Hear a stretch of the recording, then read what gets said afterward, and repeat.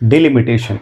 ದಕ್ಷಿಣ ಭಾರತದ ರಾಜ್ಯಗಳು ಈ ಡಿಲಿಮಿಟೇಷನ್ ಪ್ರೋಸೆಸ್ಗೆ ಏನಕ್ಕೆ ಇಷ್ಟೊಂದು ವಿರೋಧವನ್ನ ವ್ಯಕ್ತಪಡಿಸ್ತಾ ಇದಾವೆ ಅಂಡ್ ಈ ಡಿಲಿಮಿಟೇಷನ್ ಪ್ರೋಸೆಸ್ ಇಂಪ್ಲಿಮೆಂಟ್ ಆಗಿದೆ ಅಂತಂದ್ರೆ ಯಾವ ರೀತಿ ಈ ದಕ್ಷಿಣ ಭಾರತದ ರಾಜ್ಯಗಳಿಗೆ ಅನ್ಯಾಯ ಆಗುತ್ತೆ, ಎಷ್ಟಕ್ಕೂ ಡಿಲಿಮಿಟೇಷನ್ ಪ್ರೋಸೆಸ್ ಅಂದ್ರೆ ಏನು, ಅದು ಯಾವ ರೀತಿ ವರ್ಕ್ ಆಗುತ್ತೆ ಅನ್ನೋದ್ರ ಬಗ್ಗೆ ಈ ಒಂದು ವಿಡಿಯೋದಲ್ಲಿ ಕಂಪ್ಲೀಟ್ ಆಗಿ ತಿಳಿಸೋ ಪ್ರಯತ್ನವನ್ನು ಮಾಡ್ತೀನಿ. ಅದಕ್ಕೋಸ್ಕರ ವಿಡಿಯೋನ ಕಂಪ್ಲೀಟ್ ಆಗಿ ನೋಡಿ ಅಂತ ರಿಕ್ವೆಸ್ಟ್ ಮಾಡ್ಕೊಳ್ತಾ, ಇಫ್ ಇನ್ ಕೇಸ್ ನಾವು ಇನ್ನೂ ಕ್ರಿಯೇಟಿವ್ ಕೋದಂಡ ಯೂಟ್ಯೂಬ್ ಚಾನಲ್ ನ ಸಬ್ಸ್ಕ್ರೈಬ್ ಮಾಡ್ಕೊಂಡಿಲ್ಲ ಅಂತ ದಯವಿಟ್ಟು ಸಬ್ಸ್ಕ್ರೈಬ್ ಮಾಡ್ಕೊಳ್ಳಿ. ಅಂಡ್ ಇನ್ಸ್ಟಾಗ್ರಾಮ್ ಅಲ್ಲಿ ನೋಡ್ತಾ ಇದ್ರೆ ಅಕೌಂಟ್ ನ ಫಾಲೋ ಮಾಡ್ಕೊಳ್ಳಿ. ಅಂಡ್ ಕಂಪ್ಲೀಟ್ ವಿಡಿಯೋ ನಿಮಗೆ ಯೂಟ್ಯೂಬ್ ಅಲ್ಲಿ ಇರುತ್ತೆ ಅಂಡ್ ಯೂಟ್ಯೂಬ್ ಲಿಂಕ್ ಅನ್ನೋದು ನಿಮಗೆ ಇನ್ಸ್ಟಾಗ್ರಾಮ್ ಬಯೋದಲ್ಲಿರುತ್ತೆ. ಬನ್ನಿ ವಿಡಿಯೋನ ಸ್ಟಾರ್ಟ್ ಮಾಡೋಣ. ಫಸ್ಟ್ ಡಿಲಿಮಿಟೇಷನ್ ಅಂತಂದ್ರೆ ಏನು ಅಂತ ನಾನು ಎಕ್ಸ್ಪ್ಲೈನ್ ಮಾಡೋದಾದ್ರೆ, ಡಿಲಿಮಿಟೇಷನ್ ಅನ್ನೋದು ಈಗ ಪ್ರೆಸೆಂಟ್ ಲೋಕಸಭಾ ಸೀಟ್ಗಳು 543 ಏನಿದಾವೆ, ಆ 543 ಸೀಟ್ಗಳನ್ನ 816ಕ್ಕೆ ಏರಿಸೋದಕ್ಕೆ ಒಂದು ಡಿಲಿಮಿಟೇಷನ್ ಪ್ರೋಸೆಸ್ ಅಂತ ಕರೀತಾರೆ. ಈ ಸೀಟ್ಗಳನ್ನ ಯಾವ ರೀತಿ ಇನ್ಕ್ರೀಸ್ ಮಾಡ್ತಾರೆ ಅನ್ನೋದಾದ್ರೆ, ಆ ರಾಜ್ಯಗಳಲ್ಲಿರತಕ್ಕಂಥ ಜನಸಂಖ್ಯೆಯ ಆಧಾರದ ಮೇಲೆ ಈ ಒಂದು ಸೀಟ್ಗಳನ್ನ ಇನ್ಕ್ರೀಸ್ ಮಾಡ್ತಾರೆ. ಅಂಡ್ ಈ ಒಂದು ಪಾಪ್ಯುಲೇಷನ್ ಬೇಸ್ ಮೇಲೆ ಈ ರೀತಿ ಸೀಟ್ಗಳನ್ನ ಇನ್ಕ್ರೀಸ್ ಮಾಡೋದ್ರಿಂದ ದಕ್ಷಿಣ ಭಾರತದ ರಾಜ್ಯಗಳಿಗೆ ಯಾವ ರೀತಿ ಅನ್ಯಾಯ ಆಗುತ್ತೆ ಅಂಡ್ ಏನಕ್ಕೆ ದಕ್ಷಿಣ ಭಾರತದ ರಾಜ್ಯಗಳು ಈ ರೀತಿ ವಿರೋಧವನ್ನ ಮಾಡ್ತಿದಾವೆ ಅಂತ ನಾವು ನೋಡೋದಾದ್ರೆ, ನಮ್ಮ ದಕ್ಷಿಣ ಭಾರತದ ಸ್ಟೇಟ್ಗಳನ್ನ ಉತ್ತರ ಭಾರತದ ಕೇವಲ 2 ರಾಜ್ಯಗಳಿಗೆ ಕಂಪೇರ್ ಮಾಡ್ತೀನಿ. ಎಷ್ಟು ಅಜಗಜಾಂತರ ವ್ಯತ್ಯಾಸಗಳಿದೆ ಅಂಡ್ ಯಾವ ರೀತಿ ಅನ್ಯಾಯ ಆಗ್ತಿರೋದು ಅನ್ನೋದು ನಿಮಗೆ ಸಿಂಪಲ್ ಆಗಿ ಅರ್ಥ ಆಗುತ್ತೆ. ಅಂಡ್ ದಕ್ಷಿಣ ಭಾರತದ ರಾಜ್ಯಗಳು ಅಂತ ಹೇಳೋದಾದ್ರೆ ಕರ್ನಾಟಕ, ತೆಲಂಗಾಣ, ಆಂಧ್ರ ಪ್ರದೇಶ್, ತಮಿಳುನಾಡು ಮತ್ತೆ ಕೇರಳ, ಇವು ದಕ್ಷಿಣ ಭಾರತದ ರಾಜ್ಯಗಳು ಅಂತ ಕನ್ಸಿಡರ್ ಮಾಡಿದ್ದೀನಿ. ಅಂಡ್ 2 ಸ್ಟೇಟ್ಗಳಿಗೆ ನಾನು ಕಂಪೇರ್ ಮಾಡ್ತಿರೋದು first UP and Bihar. So ಈ 2 ಸ್ಟೇಟ್ಗಳನ್ನು ನಮ್ಮ ಸೌತ್ ಇಂಡಿಯಾದ ಸ್ಟೇಟ್ಗಳಿಗೆ ಕಂಪೇರ್ ಮಾಡ್ತಾ ಇದ್ದೀನಿ. ಈ ಡಿಲಿಮಿಟೇಷನ್ ಪ್ರೋಸೆಸ್ ಇಂದ ಎಷ್ಟು ಅನ್ಯಾಯ ಆಗ್ತಿದೆ ಅನ್ನೋದ್ರ ಬಗ್ಗೆ. ಸೊ ಕಂಪ್ಯಾರಿಸನ್ ಅಲ್ಲಿ ಫಸ್ಟ್ ಪಾಪ್ಯುಲೇಷನ್ ಅನ್ನ ನಾವು ಕಂಪೇರ್ ಮಾಡೋಣ.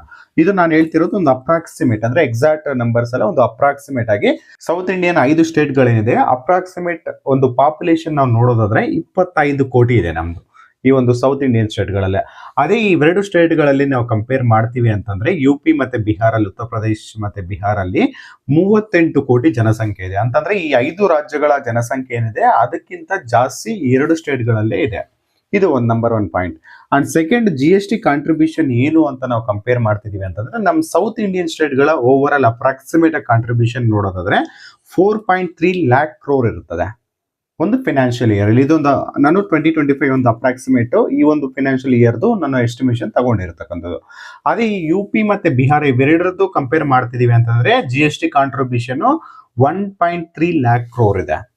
ಅಂಡ್ ನೆಕ್ಸ್ಟ್, ಈ ಒಂದು ಡಿಲಿಮಿಟೇಷನ್ ಪ್ರೋಸೆಸ್ ಕಂಪ್ಲೀಟ್ ಆದ್ಮೇಲೆ ಈ ಸೀಟ್ಗಳು ಯಾವ ರೀತಿ ಡಿವೈಡ್ ಆಗ್ತವೆ ಅಂತ ನಾವು ನೋಡೋದಾದ್ರೆ, ಅಪ್ರಾಕ್ಸಿಮೇಟ್ ಆಗಿ ಈಗೇನು ನಮ್ಮ ಸೌತ್ ಇಂಡಿಯನ್ ಸ್ಟೇಟ್ಗಳು ಏನಿದಾವೆ ಈ 5 ಸ್ಟೇಟ್ಗಳಲ್ಲಿ ಈ ಡಿಲಿಮಿಟೇಷನ್ ಪ್ರೋಸೆಸ್ ಆದ್ಮೇಲೆ ಇನ್ಕ್ರೀಸ್ ಅನ್ನೋದು 195 ಆಗ್ತವೆ ಅಂತಾನೆ ಹೇಳ್ಬೋದು. ಅಂಡ್ ಇಲ್ಲಿ ಏನು ಸೀಟ್ಗಳಿದಾವೆ, ಸೊ ಈ ಸೀಟ್ಗಳ ಸಂಖ್ಯೆ ಇವೆ ಜಸ್ಟ್ 2 ಸ್ಟೇಟ್ಗಳಲ್ಲಿ 198 to 210 ಆಗೋ ಚಾನ್ಸಸ್ ಇದೆ ಅಂತಾನೆ ಹೇಳ್ಬೋದು ಈ ಜನಸಂಖ್ಯೆಯ ಆಧಾರದ ಮೇಲೆ. ಇಲ್ಲಿ ಗಮನಿಸಬಹುದು ನೀವು, ಆಫ್ಟರ್ ಡಿಲಿಮಿಟೇಷನ್ ಜಸ್ಟ್ 5 ಸ್ಟೇಟ್ಸ್ ನ ಸೀಟ್ಸ್ ಅನ್ನೋದು 195 ಆಗಿದ್ರೆ ಜಸ್ಟ್ ಒಂದು 2 ಸ್ಟೇಟ್ಸ್ ನ ಸೀಟ್ ಗಳನ್ನೋದು 210 ಅಪ್ರಾಕ್ಸಿಮೇಟ್ ಆಗಿದೆ ಅಂತಂದ್ರೆ, ಒಂದು ಸೆಂಟ್ರಲ್ ಗೌರ್ಮೆಂಟ್ ಅಲ್ಲಿ ಒಂದು ಗೌರ್ಮೆಂಟ್ ಅನ್ನ ಫಾರ್ಮ್ ಮಾಡಬೇಕು ಅಂತಂದ್ರೆ ಈ 2 ಸ್ಟೇಟ್ ಗಳ ಡಾಮಿನೆನ್ಸ್ ಅನ್ನೋದು ಯಾವ ರೀತಿ ಇರುತ್ತೆ ಅನ್ನೋದು, ಅಂಡ್ ಸೌತ್ ಇಂಡಿಯನ್ ಸ್ಟೇಟ್ ಗಳ ಡಾಮಿನೆನ್ಸ್ ಯಾವ ರೀತಿ ಇರುತ್ತೆ ಸೆಂಟ್ರಲ್ ಗೌರ್ಮೆಂಟ್ ಅನ್ನ ಫಾರ್ಮ್ ಮಾಡಬೇಕು ಅಂತಂದ್ರೆ ಅನ್ನೋದು ಇದರಲ್ಲೇ ನಮ್ಗೆ ಗೊತ್ತಾಗುತ್ತೆ. ಅಂಡ್ ಇನ್ನೊಂದು ಕಂಪ್ಯಾರಿಸನ್ ಹೇಳೋದಾದ್ರೆ, after delimitation south Indian state ಗಳಿಗೆ ಏನ್ ಗೈನ್ ಆಗ್ತಿದೆ ಅಂತ ಸಿಂಪಲ್ ಆಗಿ ಹೇಳ್ಬೇಕು ಅಂತಂದ್ರೆ, ಪ್ರೆಸೆಂಟ್ ಈಗ ಏನು 543 ಸೀಟ್ಗಳಿದೆ ಲೋಕಸಭೆಯಲ್ಲಿ, ನಮಗೆ ಸೌತ್ ಇಂಡಿಯನ್ ಸ್ಟೇಟ್ ಗಳಿಗೆ ಇವುಗಳ ಎಲ್ಲ ಕಂಪೇರ್ ಮಾಡಿದಾಗ ಲೋಕಸಭಾ ಸೀಟ್ಗಳು 129 ಇದೆ. ಅಂತಂದ್ರೆ 543 ಅಲ್ಲಿ ಈಗಿರ್ತಕ್ಕಂಥ ಸೀಟ್ಗಳ ಪರ್ಸೆಂಟೇಜ್ ಎಷ್ಟಿದೆ ಅಂತಂದ್ರೆ 23.76 ಇದೆ. ಅಂಡ್ ಈಗ ಡಿಲಿಮಿಟೇಷನ್ ಇಂದ ಸೌತ್ ಇಂಡಿಯನ್ ಸ್ಟೇಟ್ ಗಳಿಗೆ ಏನು ಅನ್ಯಾಯ ಆಗೋದಿಲ್ಲ, ನ್ಯಾಯಯುತವಾಗಿ ಮಾಡ್ತಾ ಇದೀವಿ ಅಂತ ಏನ್ ಹೇಳ್ತಿದ್ದಾರೆ ಅವ್ರ ಪ್ರಕಾರ ನೋಡೋದಾದ್ರೆ, ಇದು ಆಫ್ಟರ್ ಡಿಲಿಮಿಟೇಷನ್ ಈಗ ಏನು 129 ಏನಿದೆ, ಸೊ ಇದು 195 ಆಗೋ ಚಾನ್ಸಸ್ ಇರುತ್ತೆ. ಇದು ಅಪ್ರಾಕ್ಸಿಮೇಟ್ ನಂಬರ್ಸ್ ಹೇಳ್ತಾ ಇದ್ದೀನಿ. ಅಂಡ್ ಟೋಟಲ್ ಲೋಕಸಭಾ ಸೀಟ್ಗಳು 816 ಆಗೋ ಚಾನ್ಸಸ್ ಇರುತ್ತೆ.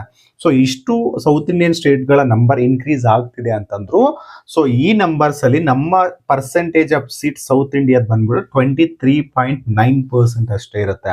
ಅಂತಂದ್ರೆ ಇಲ್ಲಿ 23.76 ಇರೋದು 23.9 ಆಗಿದೆ. ಅಂತಂದ್ರೆ ಹೇಳ್ಬೇಕು ಅಂತಂದ್ರೆ ಅಪ್ರಾಕ್ಸಿಮೇಟ್ ಆಗಿ 0.14% ಅಷ್ಟು ಇನ್ಕ್ರೀಸ್ ಆಗಿದೆ ಅಂತಾನೆ ಹೇಳ್ಬೋದು. ಇದರಿಂದ ಸೌತ್ ಇಂಡಿಯನ್ ಸ್ಟೇಟ್ ಗಳಿಗೆ ಗೈನ್ ಆಗ್ತಿರೋದು ಏನು ಇಲ್ಲ ಅಂತಾನೆ ಹೇಳ್ಬೋದು. ಇದರಿಂದ ಬೆನಿಫಿಟ್ ಆಗ್ತಿರೋದು ನಾರ್ತ್ ಇಂಡಿಯನ್ ಸ್ಟೇಟ್ಗಳು.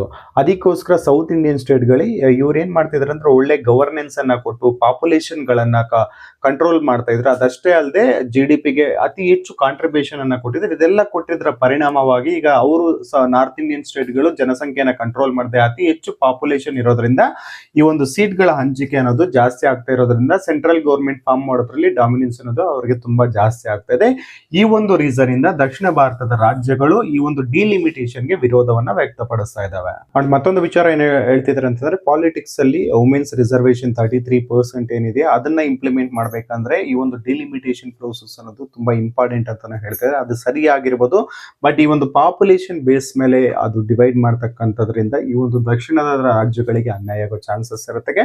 ಇದಕ್ಕೊಂದು ಆಲ್ಟರ್ನೇಟಿವ್ ಸೋರ್ಸ್ ಅನ್ನ ಹುಡುಕ್ಬೇಕಾಗುತ್ತೆ. ಅಂಡ್ ಮತ್ತೊಂದು ವಿಚಾರ ಅವರ ಪ್ರಪೋಸಲ್ ಏನ್ ಇದೆ ಅಂತಂದ್ರೆ ಈಗೇನ್ ಸೀಟ್ ಗಳಿದಾವೆ ಅದನ್ನ ಅರ್ಧದಷ್ಟು ಮತ್ತೆ ಇನ್ಕ್ರೀಸ್ ಮಾಡೋದಾದ್ರೆ ಅದರಿಂದ ಕೂಡ ನಮ್ಗೆ ಅನ್ಯಾಯ ಆಗುತ್ತೆ ಅಂತಾನೆ ಹೇಳ್ಬೋದು ದಕ್ಷಿಣ ಭಾರತದ ಸ್ಟೇಟ್ ಗಳಿಗೆ ಅಂತಾನೆ ಹೇಳ್ಬೋದು. ಇದಿಷ್ಟು ದಕ್ಷಿಣ ಭಾರತದ ರಾಜ್ಯಗಳು ಏನಕ್ಕೆ ಒಂದು ಡಿಲಿಮಿಟೇಷನ್ ಗೆ ವಿರೋಧ ವ್ಯಕ್ತಪಡಿಸ್ತದೆ ಅನ್ನೋದ್ರ ಬಗ್ಗೆ ತಿಳಿಸೋದ್ರ ಪ್ರಯತ್ನ ಆಗಿತ್ತು. ಈ ಒಂದು ಇನ್ಫಾರ್ಮೇಶನ್ ನಿಮ್ಗೆ ಇಷ್ಟ ಆಗಿದ್ರೆ ವಿಡಿಯೋಗೆ ಒಂದು ಲೈಕ್ ಮಾಡಿ, ನಿಮ್ಮ ಸ್ನೇಹಿತರಿಗೆ ಶೇರ್ ಮಾಡಿ. ಇಂತಹ ಮತ್ತಷ್ಟು ಇಂಟ್ರೆಸ್ಟಿಂಗ್ ವಿಚಾರಗಳಿಗೋಸ್ಕರ ಕ್ರಿಯೇಟಿವ್ ಕೋಡ್ ಯೂಟ್ಯೂಬ್ ಚಾನಲ್ಗೆ ಸಬ್ಸ್ಕ್ರೈಬ್ ಮಾಡ್ಕೊಳ್ಳಿ. ಧನ್ಯವಾದಗಳು ಸ್ನೇಹಿತರೆ.